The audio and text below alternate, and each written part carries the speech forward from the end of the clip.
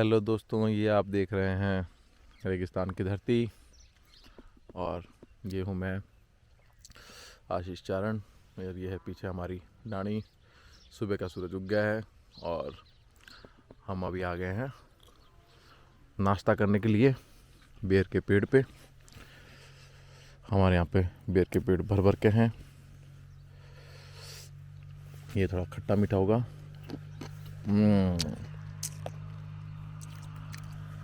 क्या तो खटास है इसके, अपने आप यूनिक है। तो आज मैं आपको बेर खाते खाते एक रेगिस्तान की कहानी सुनाता हूँ। यमराज का दरबार लगा हुआ था।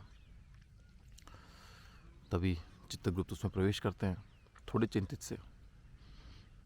यमराज को अगर आप नहीं जानते तो बता दूँ, यमराज वो है जो मरने के बाद में चित्रगुप्त के साथ उस मृत व्यक्ति का पूरा हिसाब किताब देख के डिसाइड करते हैं कि उसको स्वर्ग मिलेगा या नर्क। तो यमराज के दरबार में चित्रगुप्त आते हैं और चित्रगुप्त बोलते हैं, महाराज एक दुविधा आन पड़ी है। तो यमराज बोले, क्यों, क्या हुआ? ऐसा कोई फिर शख्स है क्या, ऐसा फिर कोई प्राणी है जिसे नरक नहीं जाना है, स्वर्ग जाना है? कितनी महाराज, इस बार उल्टा है। कि क्या मतलब? कि मैं आपको बताता हूँ। तो फिर चित्रगुप्त गए और यमराज के दरबार में एक ऊंट को पेश करके ले आए। तो यमराज ने पूछा द्वार पर खड़े काले ऊंट से कि कौन है तू और क्या है तेरा नाम? चाहत तो तुझे भी स्वर्ग की ही होगी, क्योंकि उसी के आशिक आते हैं यहाँ तमाम। पर उस ऊंट ने मुंह न खोला और उसकी आंखों से बहता सागर बोला कि रेगिस्तानी जहाज हूँ मैं और चीतल मेरा नाम।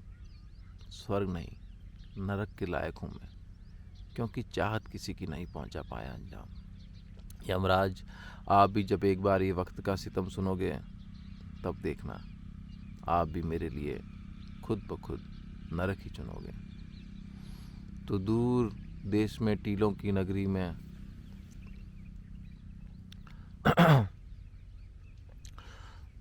तो दूर देश में टीलों की कंबल ओढ़े थी एक नगरी।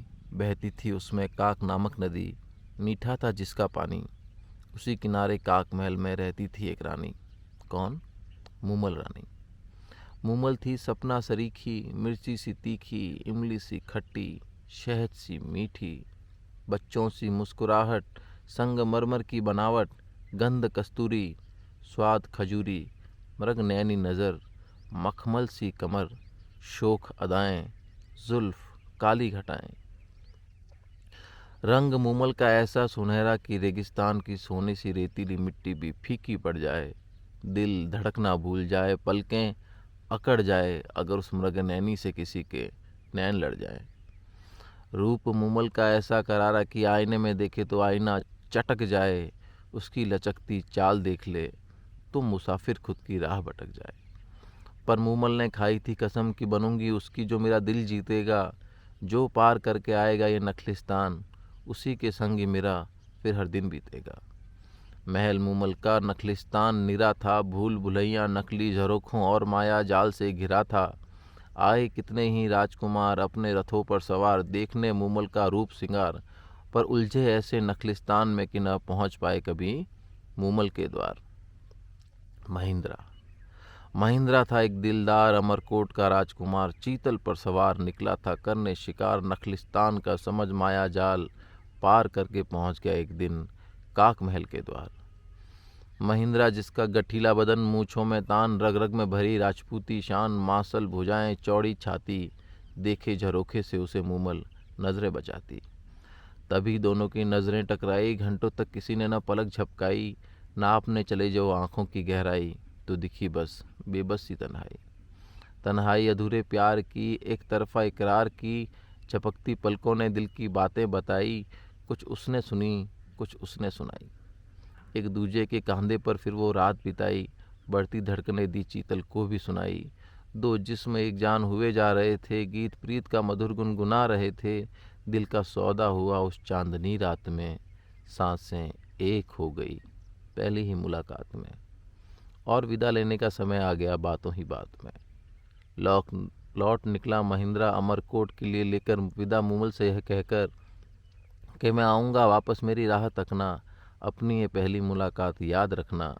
महिंद्रा चीतल पर बैठकर उसकी पीठ थपथपाता है और मंद मंद मुस्कुराकर बस यही गीत गाता है कि मूमल रे मेरी मूमल, न पूछो मुझे कि क्या हो गया है, सूखा कुआं मेरे प्यार का, चाहकर तुझे अब दरिया हो गया है।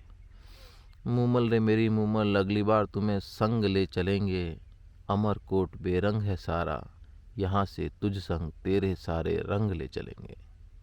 मूमल रे मेरी मूमल, अगली बार अकेला नहीं जाऊंगा, तू ना मानी अगर तो तेरी कसम इसी काक महल में मर जाऊंगा। मूमल रे मेरी मूमल, अपनी इस हसीन मुलाकात का क्या अंजाम होगा, फूल गिरेंगे अपनी मोहब्बत की चादर पर, या कफन बनना इसका मुकाम होगा। महिंद्रा का प्यार और ये अमरकोट तक की मीलों की दूरी बातों ही बातों में चीतल ने कर दी पूरी। अमरकोट में तो महिंद्रा का मन बिल्कुल भी नहीं लगता था। पूरा दिन बस वो सूरज के ढलने की राह तकता था और शाम होते ही चीतल संग मरुधरा में उड़ान भरता था। चीतल समझता था प्यार की जिम्मेदारी, इसीलिए काक नदी के उफान पर भी भारी पड़ता था और महिंद्रा ठीक आधी रात तक काक महल के द्वार उतरता था। फिर वक्त तो मानो बस चुटकी में ही गुजरता था, डूब जाते दोनों एक दूसरे की नज़रों में, पर कभी मन नहीं भरता था। चांद के ढलने से पहले महिंद्रा मूमल को अलविदा करता था और सूरज चढ़ने से पहले अपने राजमहल के द्वार उतरता था और अपने कमरे में जाकर नींद से निढाल सीधा बिस्तर पर गिरता था। वहाँ अमरकोट में यूं तो थी महिंद्रा की 7 रानियां, पर सब पड़ोसी राज्य पर जीत और संधियों की थी मात्र निशानियां। महिंद्रा का हर रात यूं गायब होना लेकर आया नई परेशानियां। पूरे अमरकोट में हो रही थी खुसफुसाहट, अब जितने मुंह थे उतनी थी कहानियां। एक बार महिंद्रा जब वापस अमरकोट लौटा तो सबसे छोटी रानी ने उसके केश और कपड़ों को गीला पाया। उसने सोते महिंद्रा के भीगे केशों के नीचे खाली प्याला लगाया। प्याले में भरे पानी को जो चक्कर देखा तो स्वाद उसका मिश्री सा पाया। वो समझ गई कि महिंद्रा काक नदी पार जाकर है आया। उसने तब गुप्तचरों से पता लगवाया तो सभी गुप्तचरों की खबरों में बस मूमल का जिक्र आया। रानी का सर चकराया कि इतनी दूर महिंद्रा कैसे जाता है और काक नदी पार करके इतनी जल्दी कैसे लौट आता है। समझते देर न लगी कि इसमें चीतल का ही हाथ है, उसकी हवाई रफ्तार से ही महिंद्रा मूमल के साथ है। रानी ने सेवक भेज चीतल बुलवाया और सेवक चीतल को पेश कर लाया। चीतल से पूछा रानी ने, क्यों तू बना पाप का भागी, क्यों मिलाता महिंद्रा को मूमल से, तुझमें ऐसी क्या भावना जागी। चीतल छाती चौड़ी कर बोला, जानता हूँ कि मैंने पार की है लक्ष्मण रेखा, कह लो तुम पापी मुझे, पर मैंने तो कमाया पुण्य हर बार जब उन दोनों की आंखों में सच्चा प्यार देखा। गुस्से से तमतमाती रानी बोली कि अब तेरे ये पुण्य के घड़े फूटेंगे, तू गिड़गिड़ाएगा, माफ़ी मांगेगा जब तेरे ये हवाई पैर टूटेंगे। रानी का हुआ इशारा और सेवक ने डंडे से प्रहार किया। पहले तो चीतल की टांगें तोड़ी, फिर उसे पूरी भरी सभा में शर्मसार किया। इधर शाम होने को थी और उधर महिंद्रा को मूमल मन से बुलाई जा रही थी और इधर महिंद्रा को बेचैनी सताई जा रही थी। ऐसी जख्मी हालत में कैसे फ़र्ज निभेगा, चीतल को तो बस यही चिंता खाई जा रही थी। किसी तरह पैरों को घसीटते घसीटते चीतल महिंद्रा के द्वार पहुंचा। देखा चीतल को जब महल के द्वारे तो बेकरार महिंद्रा को थोड़ा करार पहुंचा। थोड़ी डांट लगाई चीतल को और बोला, अब उड़ा ले चल, 5 पहर से तड़प रहा हूँ, अब दूरियां सब घटा दे चल। चीतल, आज यह वचन लिए जा रहा हूँ कि मूमल को संग लेकर ही आऊँगा, अपनाऊँगा मूमल को और ब्याह रचाऊँगा और उसे अमरकोट की महारानी बनाऊँगा। मूमल का वो गुलाबी इत्र दूर तक महक रहा था और उसी महक पर दूर से ही महिंद्रा बहक रहा था। मिलन के उतावलेपन में महिंद्रा की चीतल के जख्मी पैरों पर नजर न पड़ी। चीतल ने दर्द दबाया, हिम्मत धरी और काक महल के लिए उड़ान भरी। पर जख्मी बैर भला कितना साथ देते, वह निढाल होकर गिर गया कि आधी दूरी तक ही चीतल के पैर जवाब दे गए। चीतल ने झुकी नज़रों से महिंद्रा से माफ़ी मांगी, पर महिंद्रा के माथे पर जो देखी चिंता की शिकन, वो चीतल की आंखों में आंसुओं का सैलाब दे गए। आंसुओं की बारिश गजब की थी कि सारा रेगिस्तान भीगा जा रहा था। देखकर ये हृदय विदारक दृश्य जुगनुओं का मन भी पसीजा जा रहा था। चूम कर चीतल के पैर इधर महिंद्रा अकेला ही निकल पड़ा, अंधेरे में भटकता रहा, रेतीली आंधियों से लड़ा। उधर मूमल रात भर राह तकती रही। और उसकी बहन सुमल मर्दानी भेष में राजकुमार बन मूमल संग स्वांग रचती रही। इधर महिंद्रा को आने में देर हुई, उधर मन महसूस कर अपना मूमल बहन सुमल संग बिस्तर पर ढेर हुई। भटकते भटकते पौ फटते ही जब महिंद्रा काक महल पहुंचा तो मूमल संग देख किसी राजकुमार को उसका थका दिमाग उलझ बैठा। छूट गया उसका चाबुक वहीं गुस्से में लौट आया, बिना कुछ कहे मिले ही न जाने क्या को क्या समझ बैठा। इधर जो महिंद्रा को आने में देर हुई, उधर मन महसूस कर अपना मूमल बहन सुमल संग बिस्तर पर ढेर हुई। भटकते भटकते पौ फटते ही जब महिंद्रा काक महल पहुंचा तो उस मूमल संग देख किसी राजकुमार को उसका थका दिमाग उलझ बैठा। छूट गया उसका चाबुक वहीं गुस्से में लौट गया, बिना मिले ही कि न जाने क्या को क्या समझ बैठा। मन में मान लिया मूमल को दगाबाज दागदार, ठान लिया कि अब नहीं आएगा कभी फिर से काक महल के द्वार। महिंद्रा पहुंच गया वापस अमरकोट की नगरी में और डुबा दिया खुद को राजकाज की गगरी में। मगर कुछ चीज़ें कभी मिटाई नहीं जा सकती, जैसे आत्मा, आत्मा से प्यार और प्यार की शक्ति। फिर भी महिंद्रा ने की खुद संग खुद की मनमानी, कर बैठा अपनी आत्मा मूमल से किए प्यार को भुलाने की नादानी। मूमल से प्यार की सुहानी यादें, वो मदमस्त महक, वो चांदनी रातें, रेगिस्तान की उबलती जमी पर बरसती जून महीने की वो अल्हड़ मूसलाधार बरसातें, सब की सब दिल के सबसे अंधेरे कोने में महिंद्रा ने इधर गुस्से के पहाड़ से जमी दोज कर दी। उधर मूमल हफ्तों महीनों तक इंतजार में तड़पती रही। हुई क्या खता उससे, बस इसी सवाल का जवाब तलाशती मन ही मन पगलाई सी भटकती रही। कभी शून्य तो कभी महिंद्रा के छूटे चाबुक को तकती रही। थक हार कर एक ढूली बुलवाया और उसके संग एक संदेशा भिजवाया। उस संदेशे के संग एक खुरदुरा पत्थर भिजवाया और उसको ये बतलाया कि जा तू महिंद्रा के दरबार में और उस खुरदुरे पत्थर का उन्हें देकर नजराना। उन्हें मेरा ये संदेशा सुनाना कि ओ महिंद्रा, ओ मेरे राणा, अभी का अभी वापस आना। तू क्या भूल गया मेरा ठिकाना, या फिर वो वक्त सुहाना। अब बस भी कर सताना, जब भी ये संदेशा पाना तो बस इतना जान जाना कि जब से न हुई तेरी मुंह दिखाई है, तब से ही तेरी आस में ये आंखें देख कैसी इस खुरदुरे पत्थर सी पथराई हैं। पर होने को भला कौन टाल सका है, प्रेम भंवर में फंसी नौका भला कौन निकाल सका है। विलन बनाकर परछाई संग लाता है विदाई। महिंद्रा ने ढोली का संदेशा सुन लिया हथेली पर वो खुरदरा पत्थर और फिराया पत्थर पर हाथ, और उसके खुरदरेपन में छिपा मिला महिंद्रा को मूमल के स्पर्श की कोमलता का साथ। उस कोमलता की फिसलन में फिसलता पहुंच गया वो दिल के उस सबसे अंधेरे कोने में जहां सब कुछ गुस्से के पहाड़ तले दफन था। पर प्यार की महक को दबा पाए गुस्से में इतना कहाँ वजन था। पहाड़ के पैंदे से सौंधी महक का एक झरना रिश्ता था। महिंद्रा को भिगाते बहाते वो झरना ऊंचाई से सीधे हकीकत की चट्टान पर गिराता है। ख्यालों की दुनिया से बाहर निकलता है और वो खुद की हथेली में खुरदरा पत्थर पाता है। तो फिर वो ढोली को वही खुरदरा पत्थर लौटाता है और मूमल को यह संदेशा भिजवाता है कि राणा इश्क की कद्र करना जानता है, पर बेवफाई धोखेबाजी को पाप मानता है। पापी की हर बात छलावे के सिवा कुछ नहीं होती। टूट गई है मोह की माला, बिखर गए चाहत के मोती। उजड़ गया है जंगल, बची तो है बस चीख थी किलकारियाँ, पर यह ढूंढ ढूंढता रहेगा जीवन भर कस्तूरी। तुझ संग थी जो जुगू थी जवानियाँ, उसमें नहीं है अब वो स्वाद अंगूरी। चाहत को मेरी अब मजबूरी न समझना, क्योंकि तू इतनी भी नहीं है ज़रूरी।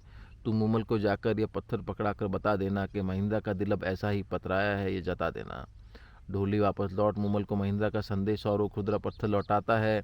ऐसा जवाब पाकर मूमल का दिल और बैठ जाता है, पर वो हार नहीं मानती है और खुद अमरकोट जाने का ठानती है। पहुंचकर अमरकोट के किले के दरवाजे मूमल लगाने लगी महिंद्रा को आवाज़ें कि तू क्या जाने तेरी याद में ये अखियाँ कितना है रोई। तू आएगा इसी रात में, मेरी रातें तो खुद भी न सोई। तुम्हें चाहने की सज़ा में तुम ही नए नए इल्ज़ाम देते हो। मेरे उखले तो प्यार को बेवफाई का नाम देते हो। ठुकराने के लिए ऐसे बना न बहाने, आजा की आखिरी बार खुद आई हूँ बुलाने। तेरे मन के काले धब्बे दिखलाने तुझे, महिंद्रा एक बार तो आना पड़ेगा तुझे। यही कहते कहते मूमल सर मारने लगी उसकी दर पर महिंद्रा ने फेर ली नजरें। कलेजा किया थोड़ा और पत्थर। समझा मूमल की फरियाद को एक छलावा, मान लिया विलाप के दर्द को एक दिखावा। अंत में मूमल ने उसके घर पर चिता सजाई, उफ तक किए बिना उसी चिता में जा समाई। धुएं में घुली मूमल की महक जब पहुंची महिंद्रा के पास, उसे तो हुआ न विश्वास। गया भागता नीचे लिए निरर्थक आस। महिंद्रा की नज़रों के सामने मुमल जलकर हुई राख। सारी हसरतें, उल्फतें, शिकायतें सब हो गई खाक। बस एक उस रात ने, भ्रम और शक की बिसात ने सब तबाह कर दिया। बस एक छोटी सी बात ने। पागल समझने लगे सब उसे, क्योंकि अब वो सिर्फ खुद से ही बात करता था। कौन समझाए भला सबको कि अब उसमें ही उसका तो सनम बसता था। खुद से अब बस यही बार बार कहता है कि मूमल रे मेरी मूमल, मूमल मेरी सनम। हुई खता छोटी सी, उसका इतना बड़ा सितम। मूमल रे मेरी मूमल, मूमल मेरी सनम। तुझे याद कर कर के खुद को भूल गए हम। मूमल रे मेरी मूमल, मूमल मेरी सनम। मेरे भीतर सांसें तेरी, कैसे करूँ मैं उनको ख़त्म। महिंद्रा रे मेरे महिंद्रा, महिंद्रा मेरे सनम। तेरी राह तक तक के पूरा थक गए थे हम। महिंद्रा मेरे महिंद्रा, महिंद्रा मेरे सनम। क्यों दोष तो मेरी यादों को खुद ही दे कर के जख्म। महिंद्रा मेरे महिंद्रा, महिंद्रा मेरे सनम। यह जन्म तो काम ना आया, अब मिलेंगे तुम और हम। शायद अगले जन्म, शायद अगले जन्म। धन्यवाद।